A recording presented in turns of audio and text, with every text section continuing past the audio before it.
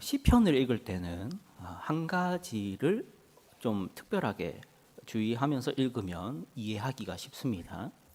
역사서는 시간 순서가 있습니다. 앞에 사건이 뒤에 사건을 만들어내죠. 그거를 인과율이라고 합니다. 원인과 결과라고 하죠. 그래서 역사는 시간 순으로 읽어도 쉽게 이해가 됩니다. 그것이 문제가 없습니다. 반대로 읽으면 이해가 안 되겠죠. 어떤 사건이 있으니까 그 다음 사건이 일어나는 그런 인과율이 있다는 겁니다.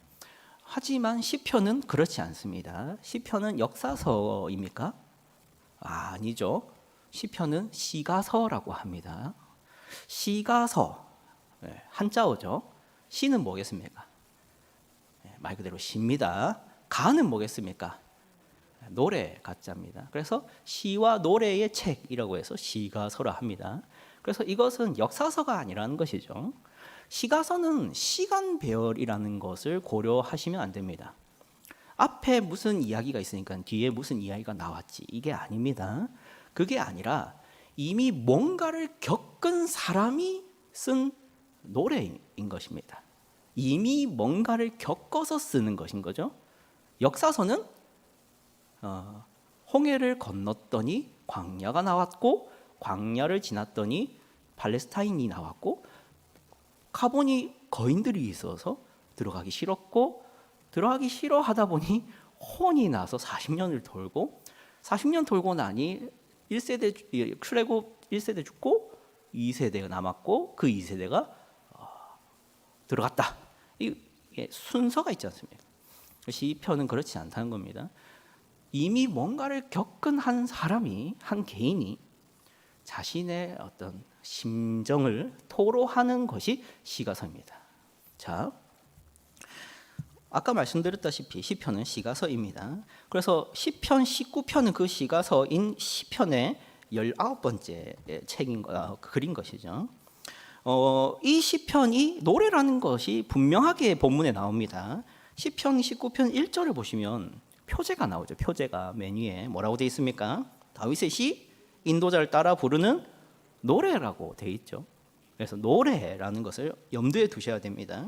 자, 그러면 이 19편의 노래는 어떤 주제를 담고 있겠습니까? 요즘에 뭐 대부분의 노래는 사랑, 뭐 이별, 또 뭐가 있겠습니까?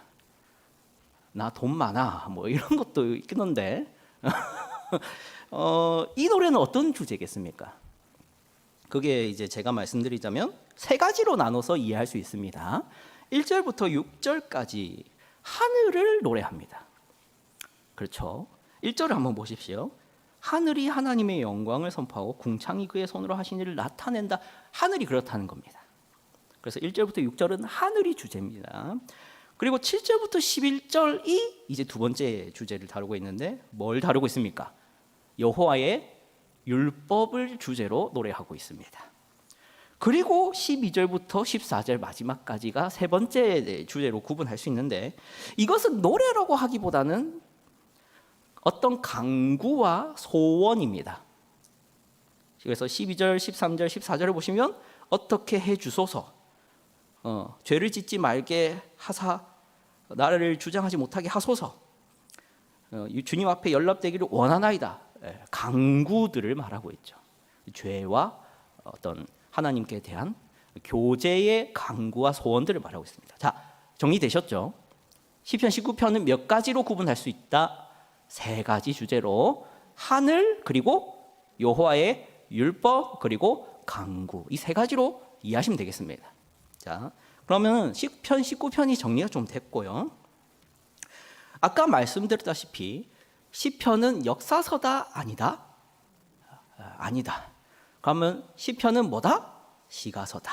그래서 뭐가 중요하다 말씀드렸습니까? 한 사람이 이미 겪어서 쓴 글이라고 했죠. 자, 그렇다면 이 노래를 이해하려면은 뭐가 중요하겠습니까? 이 사람이 뭘 겪었는지를 알아야 되는 겁니다. 역사서는요, 기록자가 뭘 겪었는지, 기록자가 몇 살인지, 기록자가 어디서 태어났는지가 중요하겠습니까? 역사서는 안 중요합니다. 역사서는 뭐가 중요하냐면 거기에 등장하는 인물이 중요한 겁니다. 거기에 등장하는 나라가 그게 어떤 나라인지가 중요한 거, 배경이 중요하겠지만 역사를 쓴 그 사람이 누군지는 중요하지 않습니다. 근데 시가서는 반대라는 거예요. 시가서는 그 시를 쓴 사람이 중요합니다. 자, 왜 그러냐? 여러분, 작곡가가 사랑을 작곡하려면은 뭘 겪어야겠습니까? 사랑을 해봤어야 사랑에 대한 노래를 쓰죠.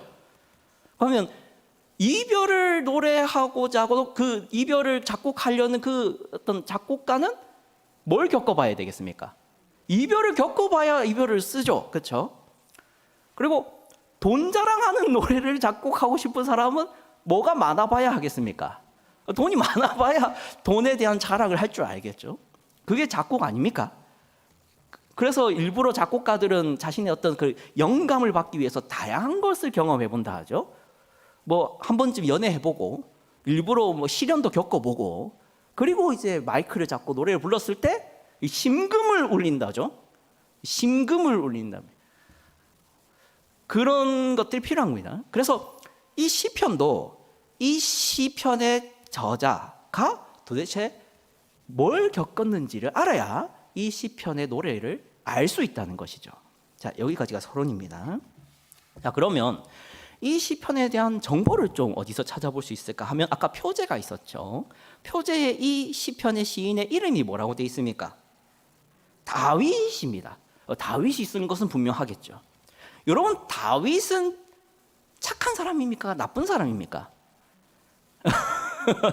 우리 그냥 쉽게 말해 봅시다. 착한 성경에서 그냥 성경에서 비교했을 때 상대적으로 하나님과 비교하면 안 되고요. 성경에서 다른 사람과 비교해서 착한 사람입니까? 나쁜 사람입니까? 착한 사람이죠. 이거 우리가 모두가 가진 이미지입니다. 이 틀린 이미지가 아닙니다.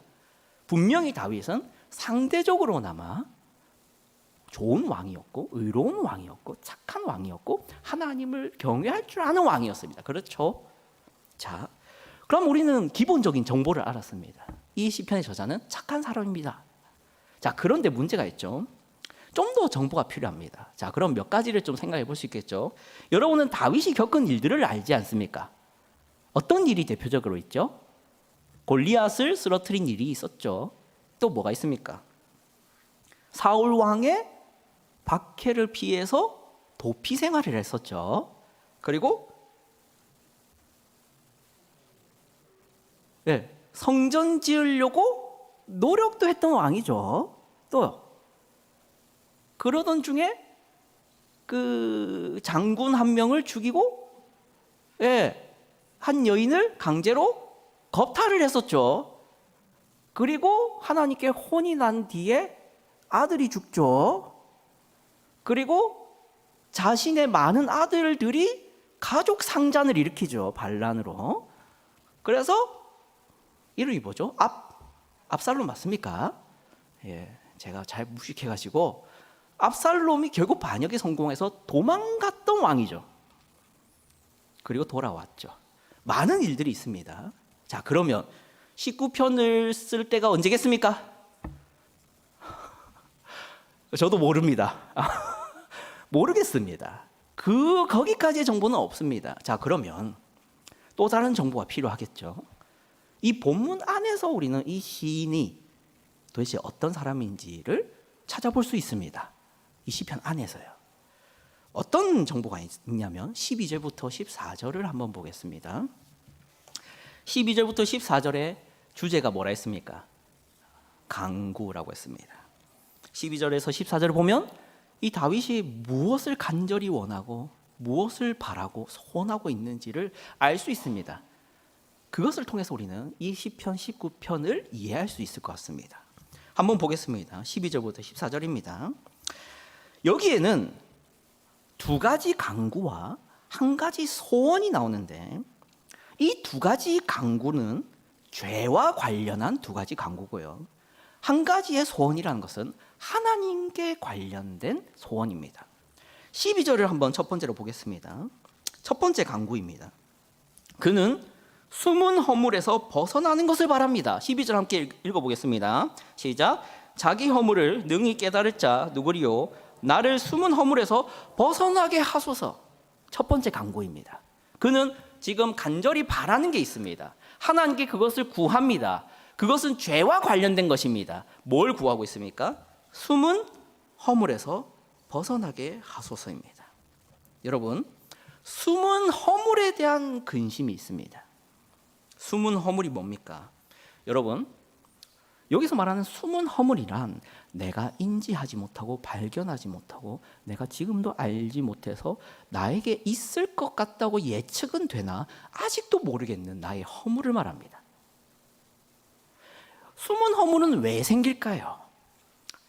은밀한 죄들 때문입니다. 은밀한 죄란 나도 모르겠는 죄를 말합니다. 지금 이 시편 19편의 시인인 다윗은 한 가지 고민이 있는 것이죠. 그는 평소에 죄를 고민하는데 어디까지 고민을 하냐? 내가 모르겠는 죄까지 고민하는 사람입니다. 사실 이런 고민은 아무나 하는 것은 아닙니다. 아까 말씀드렸죠. 숨은 허물은 내가 안다 모른다? 모르는 허물이지 않습니까? 모르는 허물을 누가 걱정하고 근심하겠습니까? 내가 지은 적이 없다고 생각하고 내가 발견하지도 못하고 있고 내가 뭔가 거리껴하지고 느끼지도 못하고 있는 그 죄를 누가 고민합니까? 안 하죠. 그런데 이 시인은 고민을 할 수 있습니다.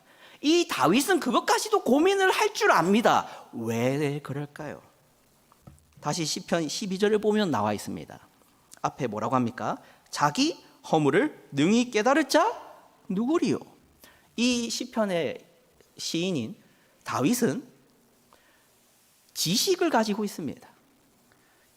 하나님의 놀라운 진리에 대한 지식입니다. 그는 어떤 지식이 있습니까? 사람이 문제가 있다는 것을 압니다.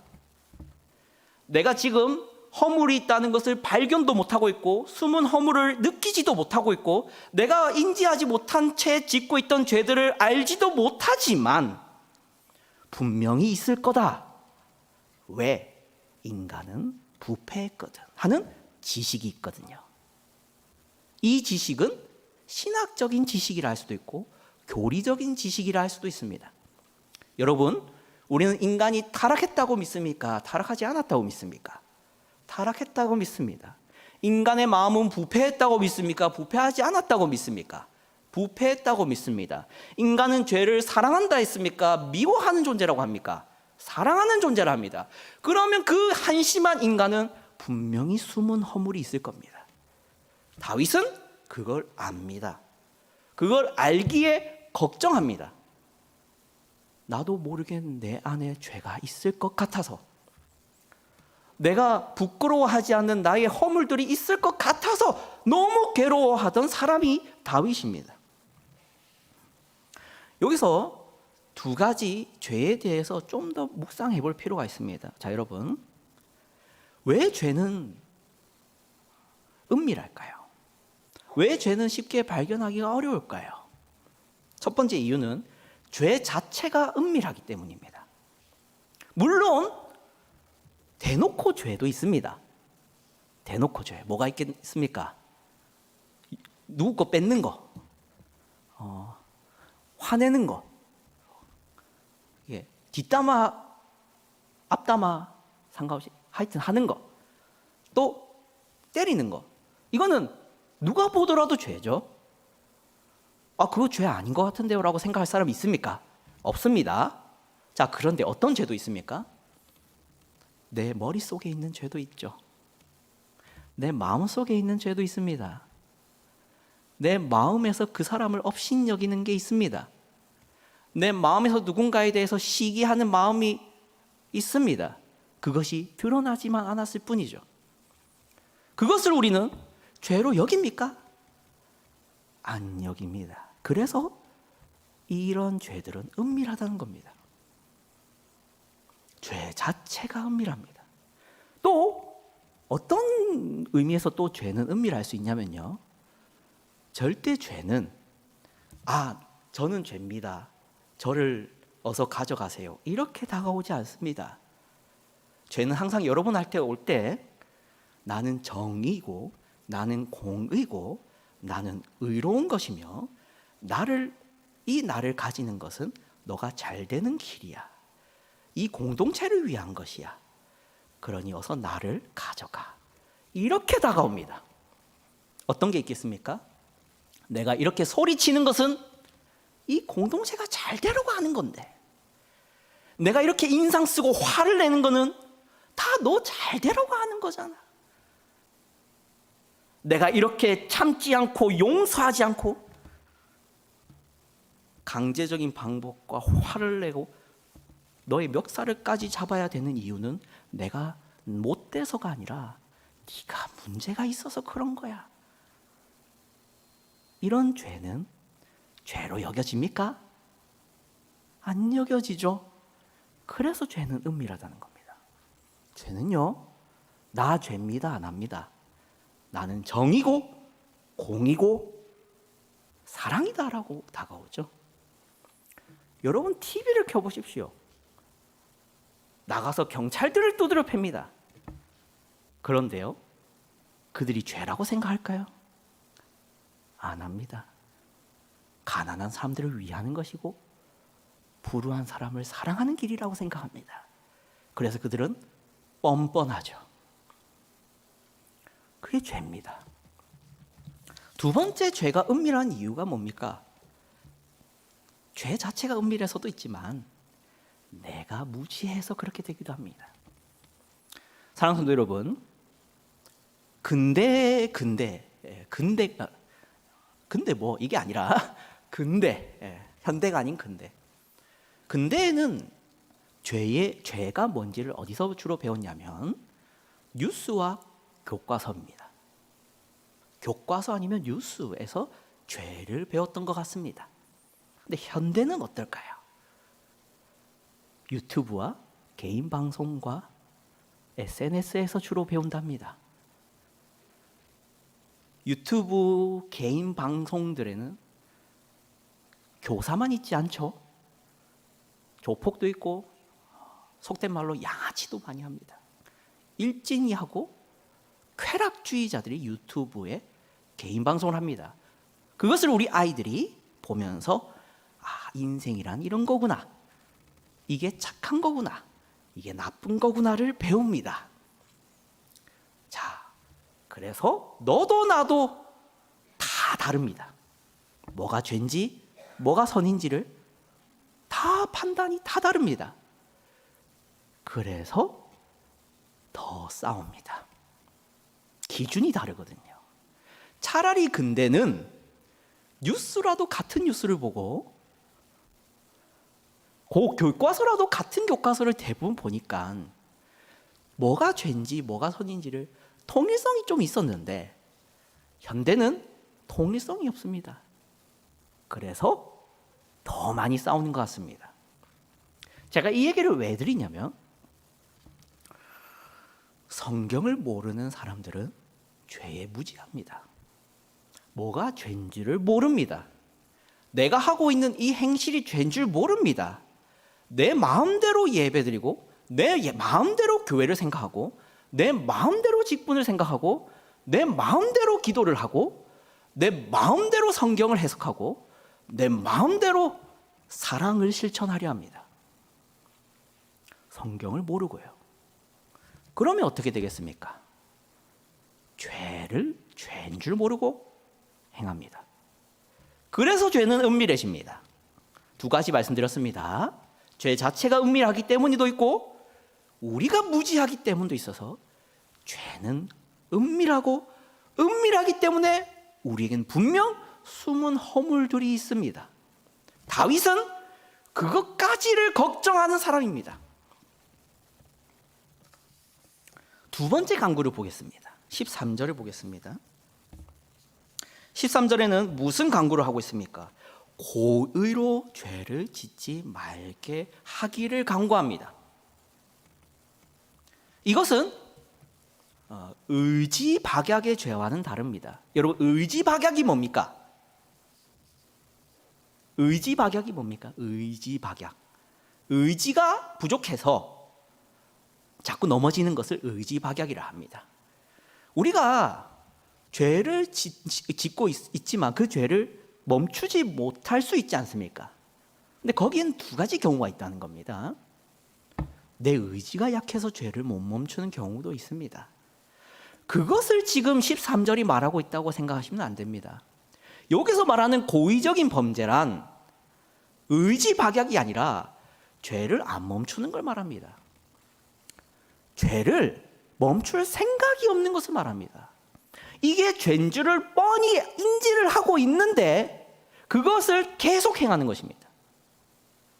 이것에 대해서 사람들이 싫어하고 들키면 안 좋아하고 분명히 교회에서는 용납도 할 수 없는 범죄라는 것을 아는데도 뻔뻔하기 그지없게 지속하는 상태를 말합니다.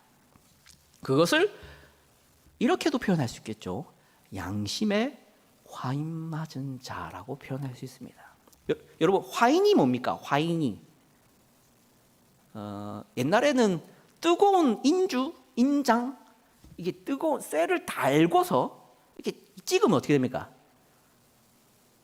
막 타들어가죠. 그거를 이제 화인이라고 할 수 있는데요. 그냥 죽는 것을 말합니다. 그 양심이 화인을 맞아서 죽어버리는 것을 말합니다. 여러분, 양심이 죽어버리면 어떻게 됩니까? 부끄럽지가 않게 됩니다. 이게 죄인 줄 알아도 멈출 필요를 못 느낍니다. 이게 내 욕심인 걸 알아도 그 욕심을 채우고자 지속합니다. 그게 양심의 화인입니다. 지금 다윗은 13절에서 그 강구를 하는 겁니다. 내 양심이 화인 맞지 않도록 도와주소서입니다. 내가 뻔뻔한 사람이 되지 않도록 주님 나를 지켜주소서입니다. 사랑하는 성도 여러분, 암 아시죠? 암요가 아니라 암입니다. 암 아시죠, 여러분? 이게 걸리는 거 있지 않습니까? 암에는 1기가 있고 2기가 있고 3기가 있고 4기가 있다고 하죠. 4기가 좋은 겁니까? 1기가 좋은 겁니까? 1기가 좋고 4기가 안 좋은 거지 않습니까? 근데 이게 암은 발견이 어렵답니다. 특히 내장에 걸린 암은 더 발견이 어렵답니다. 왜냐하면 내장에는 신경이 없어서 통증이 잘 안 느껴지거든요. 통증이 느껴져서 병원에 갈 때는 이미 늦은 겁니다. 지금 다윗이 걱정하는 게 그 문제입니다. 사랑하는 성도 여러분, 양심의 화인 맞는 그 상태는요, 우리가 미리 알 수 있는 게 아닙니다. 내가 뻔뻔해져 있는 그때는 이미 양심이 죽어버린 상태인 겁니다. 여러분이 양심이 죽어가는 것을 느낄 수 없습니다. 여러분이 점점 죄에 대해서 둔감해지고 있다는 것을 여러분이 발견할 수 있을 거라고 생각하지 마십시오. 여러분이 이미 죄에 대해서 멈출 수 없고 이겨낼 수 없고 민감하지 않고 둔감한 상태를 발견했다면 이미 늦은 겁니다. 그것을 다윗은 양심의 화인 맞아서 기도하는 게 아니라 알아서 먼저 기도하는 겁니다. 자, 소원에 대해서 넘어가기 전에 우리는 이 두 가지 강구를 통해서 교훈을 두 가지를 받고자 합니다. 사랑하는 성도 여러분, 첫 번째 교훈이 이것입니다. 우리는 공개적인 범죄뿐만이 아니라 은밀한 죄까지도 염려할 줄 알아야 됩니다. 우리는 많은 경우 공개적인 범죄를 행하는 것은 심히 두려워하고 염려할 줄 알지만 은밀하고 내밀한 죄에 대해서는 그리 큰 염려와 걱정을 하지 않습니다. 왜냐하면 공개적인 범죄는 사람들에게 들킬 우려가 있고 들켰을 때는 누구라도 죄로 여기기 때문에 그것은 피해를 입는 것을 걱정하게 되어서 염려합니다. 하지만 은밀한 죄는 다른 사람에게 들킬 염려도 별로 없을 뿐더러 들키더라도 그들이 딱히 심각하게 여기지 않을 것으로 잘 알기 때문에 은밀한 죄들은 염려를 잘 안 합니다. 이것은 섭섭한 처사입니다. 왜냐하면 죄의 경중을 사람의 시선에 두는 것이기 때문입니다. 하나님의 시선이 아니라요. 우리는 말씀 한 가지를 보겠습니다. 사무엘상 16장 7절입니다. 함께 읽겠습니다. 시작. 그의 용모와 키를 보지 말라. 내가 이미 그를 버렸노라. 내가 보는 것은 사람과 같지 아니하니 사람은 외모를 보거니와 나 여호와는 중심을 보느니라 하시더라. 하나님은 뭘 보십니까? 중심. 그러면 우리는 무엇을 염려해야 될까요? 공개적이고 외적인 범죄요? 여러분 내면에 있는 죄를 가장 염려하셔야 됩니다. 왜냐하면 하나님은 외모는 필요 없고 내면부터 보시기 때문입니다. 여러분의 내면의 은밀한 죄들은 여러분 외면의 그 공개적인 죄보다 못하지 않습니다. 그것은 더 심각한 것으로 여길 줄 아셔야 됩니다. 우리는 자꾸만 사회적인 위신이 떨어질 만한 행동들은 하지 않으려고 노력을 하지만 내 머리와 내 마음에 돌아다니는 죄는 제거하려는 노력들을 안 합니다. 내가 누군가에 대해서 안 좋은 생각이 드는 것을 내버려 둡니다. 내가 누군가에 대해서 안 좋은 마음이 들어서 그 사람에 대해서 속으로 욱하고 있고 화를 내고 있고, 그리고 혹은 내가 아는 사람, 교회에서는 모르는 사람, 그 사람한테 이 사람 욕을 하는 것에 대해서는 염려하지 않습니다. 왜요? 들키지 않을 것 같거든요. 그리고 그것은 딱히 크게 문제가 아닌 것 같거든요. 실제적으로 누군가를 때린 것도 아니고, 실제적으로 누군가에게 화를 낸 것도 아니고, 실제적으로 누군가를 힐난한 것도 아니기 때문에 이것은 큰 범죄라고 여기지 않습니다. 하지만 여러분, 하나님은 중심을 본답니다. 그래서 은밀한 죄조차도 여러분 염려하실 수 있어야 됩니다. 우리의 모든 외적인 범죄들은요, 우리의 은밀한 죄로부터 비롯한다는 것을 기억하십시오. 누군가에 대해서 분노를 못 참는 사람이 누군가에 대해서 때리는 데까지 나가는 겁니다. 누군가에 대해서 힐난을 하게 되는 사람이 사실은 그 안에는 그 사람에 대한 업신여김이 있었기 때문에 나오는 것입니다. 그런 내밀하고 은밀한 죄가 없이 외적인 범죄가 나오지 않습니다. 그러니 우리는 내 안에 있는 그 내밀한 범죄들에 대해서 경계할 줄 알아야 됩니다. 자, 이게 첫 번째 교훈이었습니다. 이제 두 번째 교훈을 보겠습니다. 두 번째 교훈은 이것입니다. 고의적인 범죄를 짓게 된 상태가 돼서 그제서야 죄와 싸우면 될 것이라 생각하지 마십시오. 아까 말씀드렸습니다. 통증 때문에 병원에 가서 암을 발견할 때는 이미 늦은 것입니까? 이른 것입니까? 이미 늦은 것이라고 했습니다. 여러분이 안일하게 이렇게 있다가 지금은 너무나도 평안하고 괜찮으니까, 아직 그렇게 뻔뻔하진 않고 고집스러우지 않으니까 조금만 생각을 바로잡고 조금만 의지를 내면 이 죄를 내가 멈출 수 있을 것 같고 절제할 수 있을 것 같으니까, 아직은 뭔가 신앙생활을 유지하고 있고, 그래도 성경책을 종종 읽고 기도를 한 번씩 하고 누군가에게 화를 내려다가도 화를 안 내는 것을 지금은 할 수 있으니까 아무 걱정 없이, 기도할 생각 없이, 하나님께 도움을 구할 생각 없이 있다가 어느 순간 죄를 멈출 수 없고, 화를 절제할 수 없고, 분노를 이렇게 가라앉힐 수가 없고, 용서가 안 되고, 내 입에서 나오는 것을 다시 주워 담질 못하고, 그때가 돼서야 기도하면 되겠지, 하나님께 돌아가면 되겠지, 이렇게 생각하지 마십시오. 그때는 이미 양심이 죽은 것입니다. 그 양심이 민감하지 않은 겁니다. 둔하기 짝이 없습니다. 죄를 죄로 여기지 않게 됩니다. 이제는 폭주기관차가 된 것입니다. 다윗이 지금 고의적인 범죄를 저지르니까 기도하는 걸로 보이십니까? 아닙니다. 그는 고의적인 범죄를 저지르는 그런 비참한 상태가 되기 전에 기도하는 것입니다.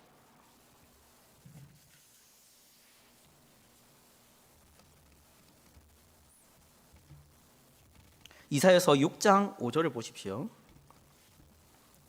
함께 읽겠습니다. 시작.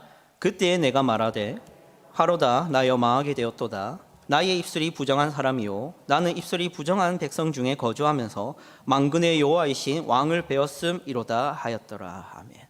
이사야가 이사야가 얼마나 대단한 선지자입니까?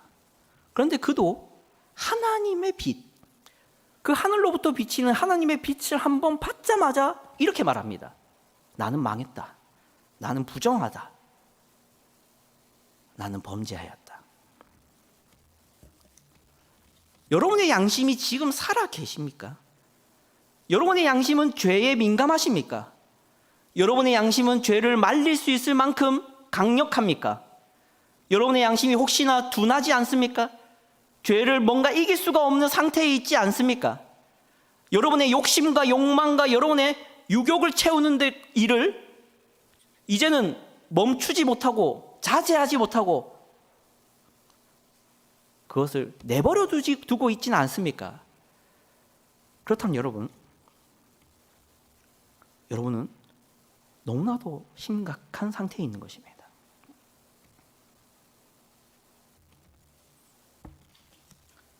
자, 이제 우리는 강구 두 가지를 다 살폈습니다.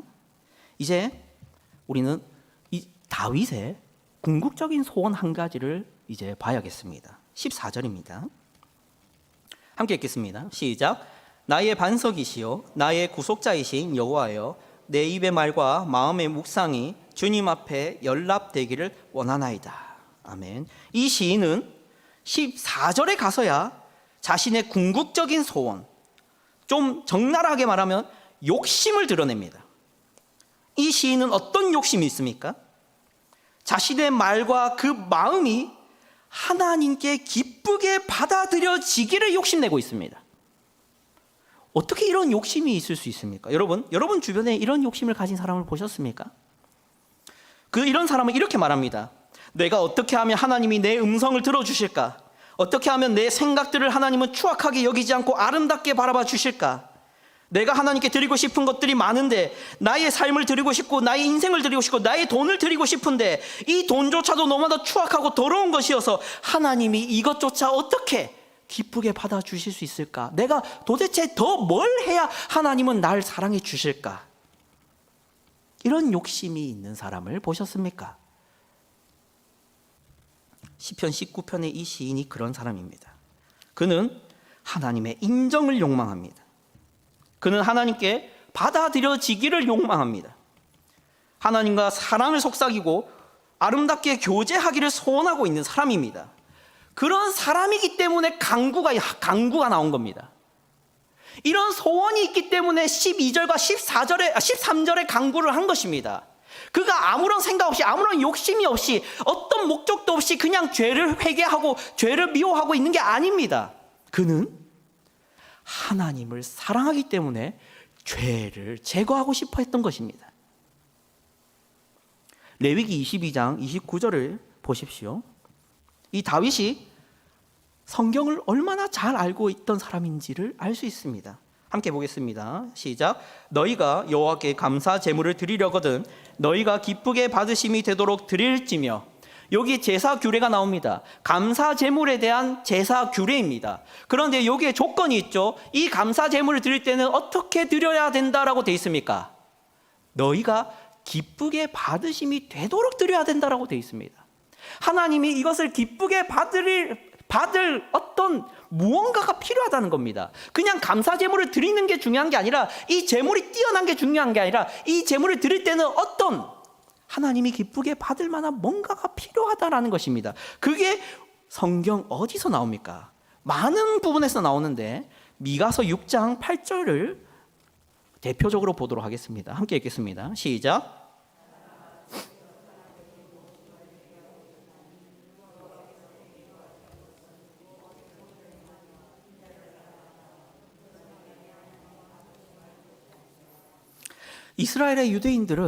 이스라엘의 이 백성들, 히브리 백성들은 착각을 한 가지 했습니다. 재물이 뛰어나면 하나님이 기뻐하실 줄 알았습니다. 그게 아니죠. 하나님이 뭘 원하셨다 하셨습니까? 정의를 행하며 인자를 사랑하며 겸손하게 내 하나님과 함께 행하는 것을 원했습니다. 그런 사람이 드리는 재물이어야 되는 것입니다. 재물이 뭔가 위대하고 소를 드리고 코끼리를 드려도 필요 없습니다. 하나님이 그걸 기쁘게 받아들이려면 그 제사자가 하나님의 말씀을 순종하고 있어야 됩니다. 다윗은 그것을 아는 것이죠. 다윗은 지식이 있습니다. 이 다윗은 아무런 지식이 없이 그런 얘기들을 하고 있는 게 아닙니다. 다윗은 어떤 점에서 신학자입니다. 다윗은 하나님을 잘 압니다. 다윗은 구약의 율법들을 너무나도 잘 압니다. 그는 하나님이 나를 기쁘게 받기 위해서는, 나를 사랑해 주기 위해서는, 내가 하나님께 드리고 있는 이 말과 마음을 하나님이 좋게 받아들이려면 뭐가 필요한지를 알고 있습니다. 그게 뭡니까? 죄를 멀리하고 하나님의 말씀을 순종하는 자신의 삶입니다. 그래서 그는 두 가지 간구를 했던 것입니다. 숨은 허물로부터 벗어나게 해주십시오. 고의적인 범죄를 저지르는 그런 한심한 상태가 나에게 도달하지 않도록 도와주소서라고 기도하는 것입니다. 자, 그러면 이제 세 번째 교훈을 받을 수 있습니다. 여러분, 하나님을 사랑하기 때문에 죄를 미워하는 것입니다.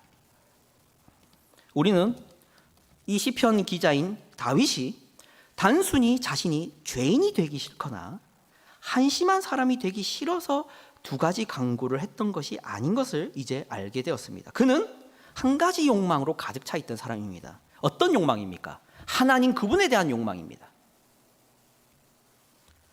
여러분, 거짓 회개라는 게 있습니다. 거짓 회개가 무엇이냐면 하나님을 욕망하기 때문에 회개를 했던 것이 아니라 이 사람보다 나은 사람이 되고자 회개를 하는 사람입니다. 이 사람보다 탁월한 종교인이 되고자 하는 것입니다. 이 사람보다 좀 더 도덕적이고 윤리적인 사람이 되고 싶었던 것입니다. 이 사람보다 한심하거나 이 사람보다 범죄를 많이 저지르거나 이 사람보다 더 흠이 많은 사람이 되기는 죽어도 싫기 때문에 회개를 했던 사람입니다. 거기에는 하나님이 없습니다. 자, 여러분, 세상 사람들도 뉴스를 보면서 욕을 합니다. 세상 사람들도 범죄자들을 보면서 나는 저렇게는 되기 싫어합니다. 그게 기독교인입니까? 그게 그리스도인입니까? 아닙니다. 여러분, 거짓 회개는 하나님을 욕망하는 사람이 아닌데 이 사람보다는 낫고 싶어서 회개하는 사람입니다. 이 다윗은 분명하게 보여주고 있습니다. 그는 하나님을 욕망하고 하나님께 자신을 기쁘게 드려지고 싶은데 어떻게 그렇게 할 수 있을까에 가득 차 있던 사람입니다. 마치 누구와 같습니까? 예수 그리스도와 같은 자가 다윗입니다. 다윗은 우리 주님의 모형입니다. 이 다윗은 한낱 인간일지라도 그가 쓴 이 글은 예수 그리스도를 계시합니다. 우리 주님이 우리 모든 죄를 대신해서 하나님 앞에 자기 자신을 제물로 연락합니다. 우리 주님이 하나님께 연락될 수 있었던 이유가 뭡니까? 죄가 없으시기 때문입니다. 이 다윗이 그것을 갈망하고 있습니다. 자신이 하나님께 드려지고 싶은데 하나님이 나를 기쁘게 받아주기 위해서는 내가 죄로부터 상관이 없어야 되는 데가 그의 지식입니다. 사랑하는 성도 여러분, 참 회개는 하나님을 사랑하는 사람이 하는 회개입니다. 그의 회개는 사람의 시선 따위는 아무 상관없습니다. 그는 자기가 남보다 우월하거나 남보다 유능하거나 남보다 의로운 사람이 되고자 회개하고 있는 것이 아닙니다. 그는 이렇게 생각합니다. 하나님이 날 좋게 봐주면 좋겠는데, 하나님이 날 역겨워하지 않으면 좋겠는데, 하나님이 내가 미워서 날 밀어내시면 나는 어떻게 될까? 하나님이 그 아름다운 눈으로 나를 지금도 지켜봐 주실까? 그분이 나에게 과연 관심이나 있을까? 하는 생각으로 가득한 사람입니다. 그런 생각으로 가득하기 때문에 그는 죄가 없어야 된다 생각합니다. 왜냐하면 그 죄들은 하나님이 나를 사랑의 눈길이 아니라 분노의 눈길로 바라보게 만드는 원인들이기 때문입니다. 그게 너무 싫은 것입니다. 그게 다윗이고 이 시인의 마음입니다. 자, 여러분, 우리는 이렇게 두 가지 간구와 한 가지 소원을 통해서 이 시인이 어떤 사람인지를 이제 어느 정도 공감하고 이해할 수 있게 되었습니다. 자, 그러면 이제 우리는 이 시편 19편이 도대체 무슨 목적에서 쓰였는지를 알 수 있습니다. 우리는 1절부터 11절의 이 노래와 찬양이 왜 불러지고 있는지를 이제 보겠습니다. 먼저 1절부터 6절이 무슨 주제를 노래하고 있다고 했죠? 하늘입니다. 하늘.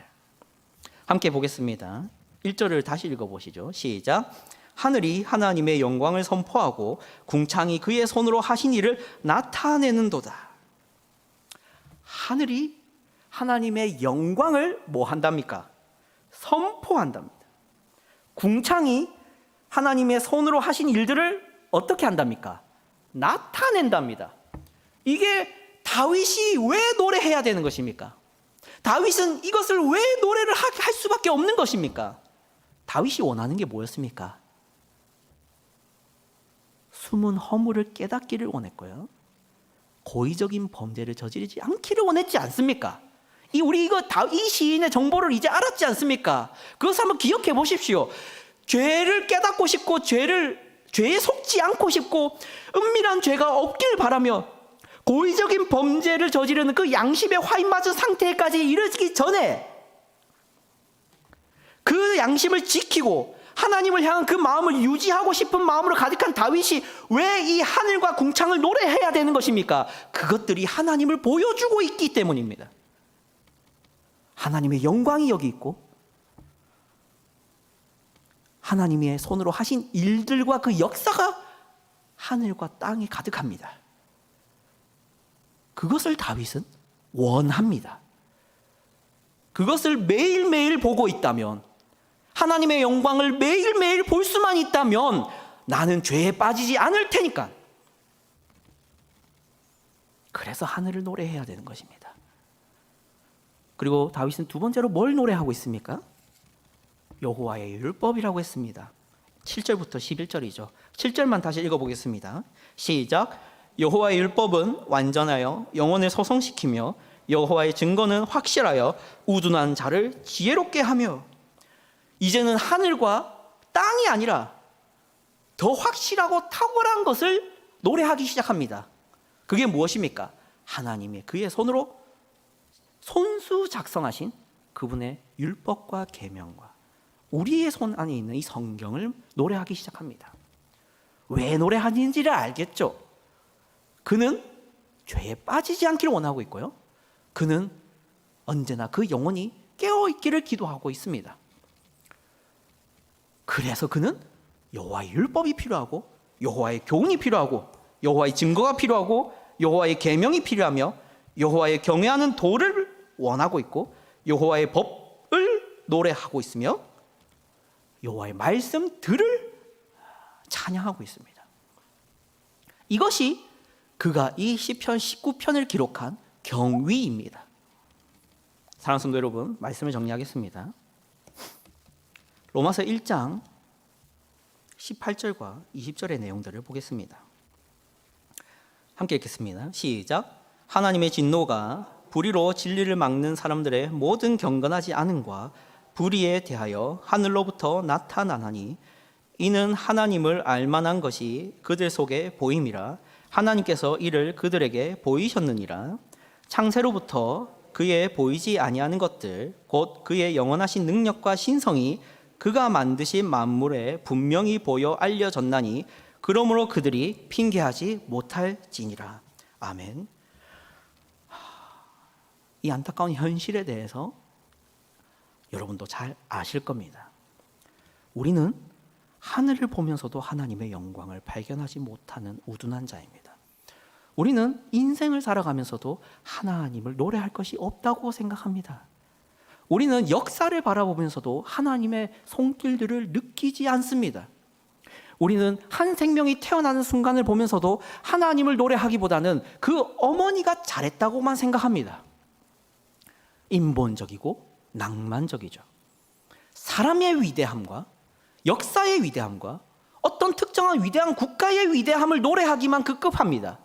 미국이 위대했고 대한민국이 위대했고 러시아가 위대했고 무슨 로마 제국이 위대했고 인도가 위대했고 이집트가 위대했다, 이렇게 말하는 사람들의 소리에 현혹이 돼서 그 모든 것들이 하나님의 손 아래에 인도되고 있고 진행되고 있고 운행되고 있다는 것을 까먹었습니다. 그래서 우리는 그분께 드려야 될 영광을 사람에게 돌립니다. 그게 로마서 1장 18절부터 20절이 말하는 거 아닙니까? 창세로부터 그의 보이지 아니하는 것들 곧 그의 영원하신 능력과 신성이 그가 만드신 만물에 분명히 보여 알려졌나니 그러므로 그들이 핑계하지 못할지니라. 하늘이 그의 영광을 노래하는데 우리는 그것을 안 봅니다. 다윗이 얼마나 한심하게 생각하겠습니까? 다윗은 하늘을 보면서 하나님의 영광을 발견하고 궁창을 보면서 하나님이 하신 일들을 세워봅니다. 우리도 그래야 됩니다. 우리도 그럴 수 있어야 됩니다. 하나님의 말씀, 그 말씀이 지금 다윗의 그 노래를 기록해서 여러분에게 그 사실을 알려주고 있습니다. 하나님을 사랑하는 여러분,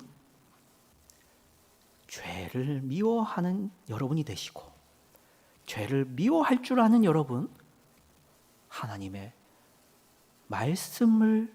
말씀에 귀를 기울이시고 이 하늘과 온 우주에 가득한 하나님의 영광을 언제나 묵상하고 기억하는 여러분이 되십시오. 그리하여서 죄에 둔감해지지 마시고 죄를 안일하게 여기지 않게 되시고 숨은 허물과 은밀한 죄를 이겨낼 줄 아시고 하나님께 기쁘게 드려질 줄 아는 여러분이 되기를 주님의 이름으로 축복합니다. 기도하겠습니다. 하나님 아버지 감사합니다. 우리가 이렇게 함께 모여서 시편